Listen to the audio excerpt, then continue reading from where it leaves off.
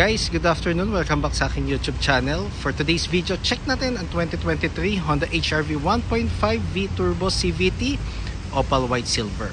So ito yung middle variant nga pala ng ating Honda HR-V.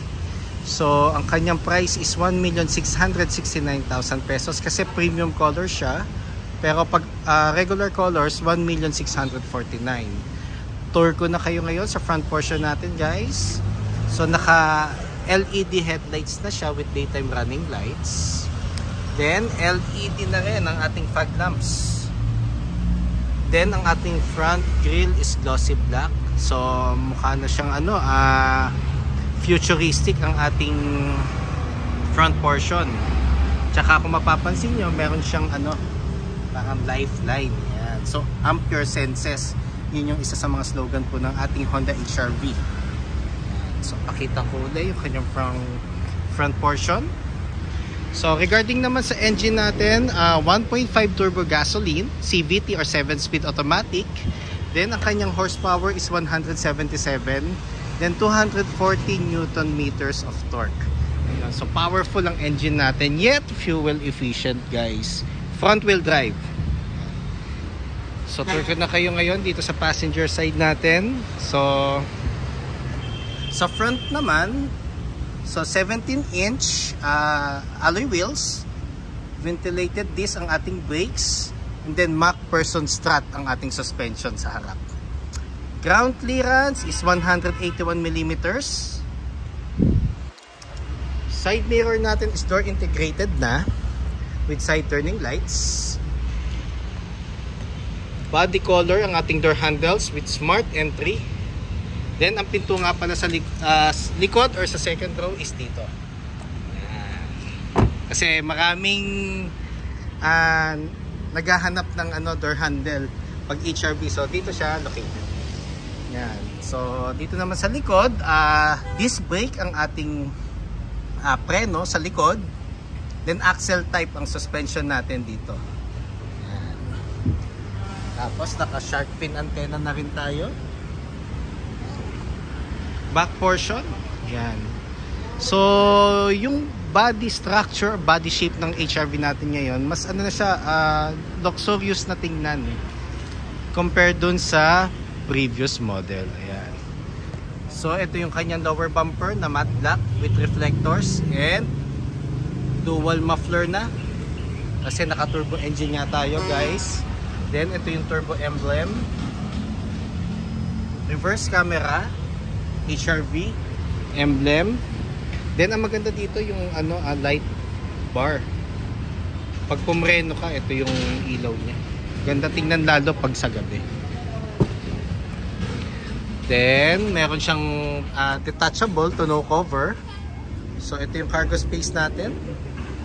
Yan. Tapos ULT seats, 60/40 ang pag-fold. So pag finold rin natin tong portion na to, fully flat ang ating surface. So napaka-spacious niya. Just in case na 2 passengers or mag-isa ka lang na magdadrive. Yan. So flexible ang ating second row. Fuel tank capacity 40 liters. So ito yung kanyang second row. So naka-leather seats na tayo, guys. Tapos ang ating ceiling is light gray.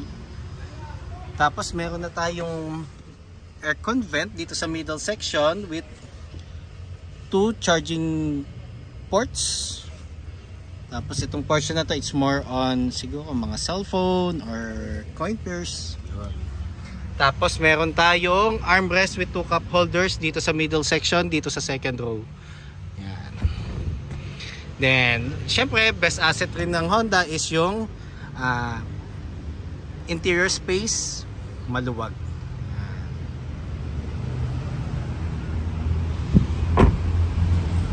Then, tour ko naman kayo ngayon dito sa front.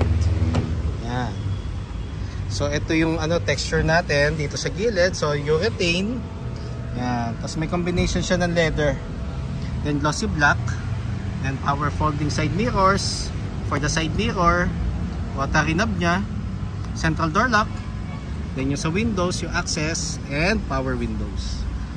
Regarding naman sa seat sa harap, manual adjustment. Yan. So, tour ko na kayo ngayon dito sa ating interior ng Honda HR-V. So, start ko lang guys, medyo mainit. Unit kasi nababad siya sa araw. Yan. So, dito naman sa steering wheel. Yan. So, sa middle variant nga pala, ano na siya? Leather wrap na ang ating steering wheel.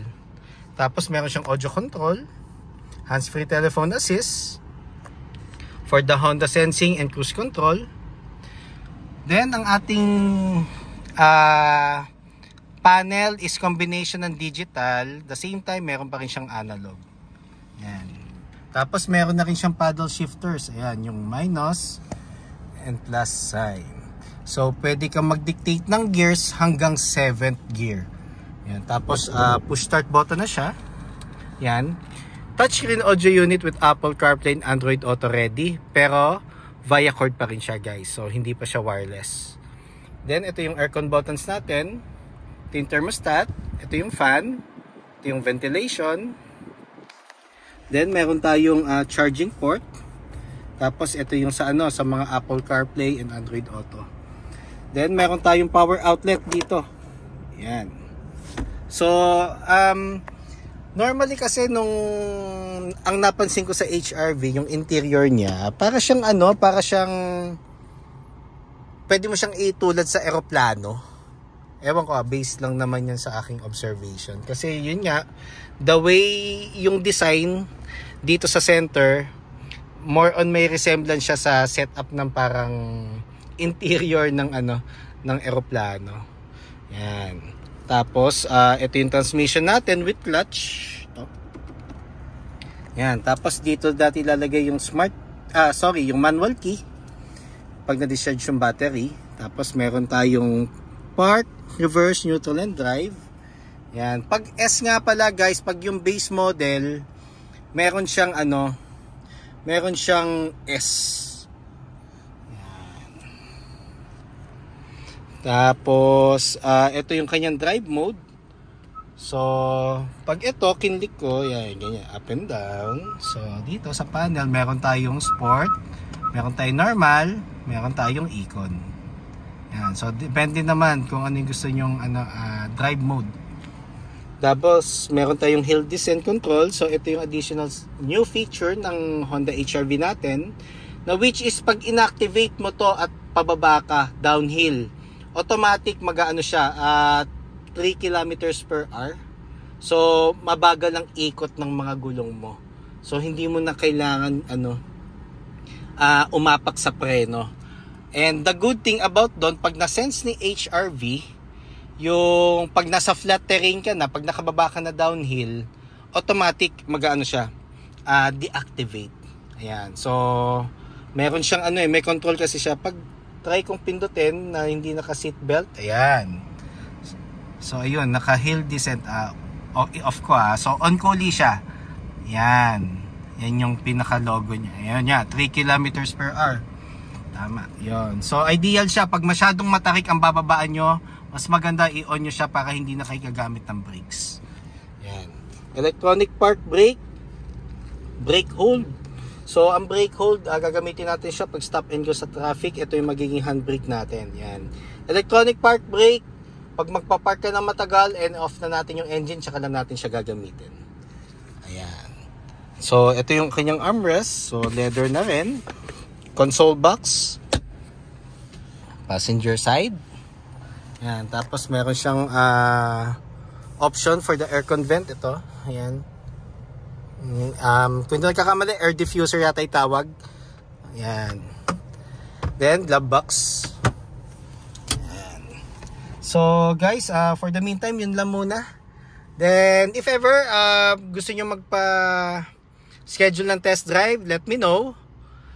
Kindly call or text 0906-386-8937 or visit me at 141 Quezon Avenue, Quezon City, and look for me, Ross Oliver Cruz, ang inyong friendly sales executive here at Honda Cars Quezon City. And before I say goodbye, kindly subscribe nga pala sa aking YouTube channel kasi by next month, September 13, ila-launch na namin yung all new CR-V. So hopefully samahan nyo kami para ma-witness natin yung newest unit ng Honda. Yun lang guys, thank you and God bless.